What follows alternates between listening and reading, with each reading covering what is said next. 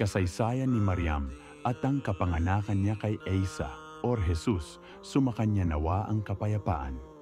Si Mariam, sumakanya nawa ang kapayapaan, ay isang dalisay at tapat na alipin ng Allah, pinili higit sa lahat ng kababaihan. Siya ay inalagaan ni Propeta Zakaria at inialay ang kanyang buhay sa pagsamba. Isang araw, nagpakita sa kanya ang anghel na si Gabriel sa anyong tao at ibinalita sa kanya na siya ay magdadalang tao. Si Mariam ay nagtanong, "Paano mangyayari iyon? Walang sino mang lalaki ang nakahipo sa akin." Nagulat si Mariam, ngunit sinabi sa kanya ni Jibril, "Ito ay utos ng Allah. Nililikha niya ang anumang kanyang naisin, nagdalang tao siya kay Propeta Isa o Jesus, sumakanya nawa ang kapayapaan sa pamamagitan ng kalooban ng Allah." Sa panahon ng kanyang pagbubuntis, dumanas siya ng matinding hirap at pag-iisa. Nang sumapit ang oras ng panganganak niya, siya ay pumunta sa isang liblib na lugar malapit sa puno ng datiles.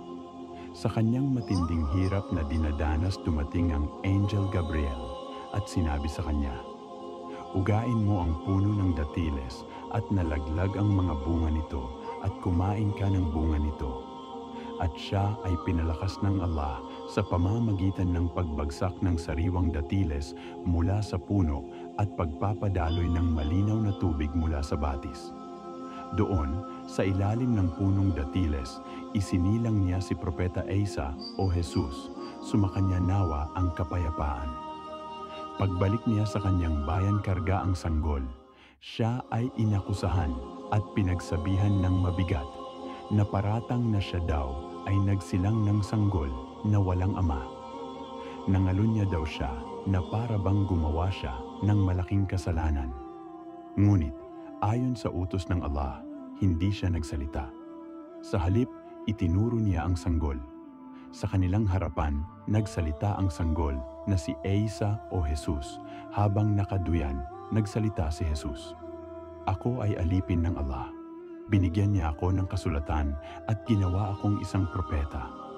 Ako ay pinagpala saan man ako naroroon at iniutos niya sa akin ang pagdarasal sa kanya lamang at umiwas sa mga Diyos-Diyosan at magbigay ng kawanggawa hanggat ako ay nabubuhay. At ako ay ginawang masunurin sa aking ina at hindi ako ginawang palalo o suwail." Sa pamamagitan ng himalang ito, ipinagtanggol ni Jesus ang kanyang ina sa kapahintulutan ni Allah ang dangal ni Mariam, at pinatahimik ang mga nagnanais na saktan siya.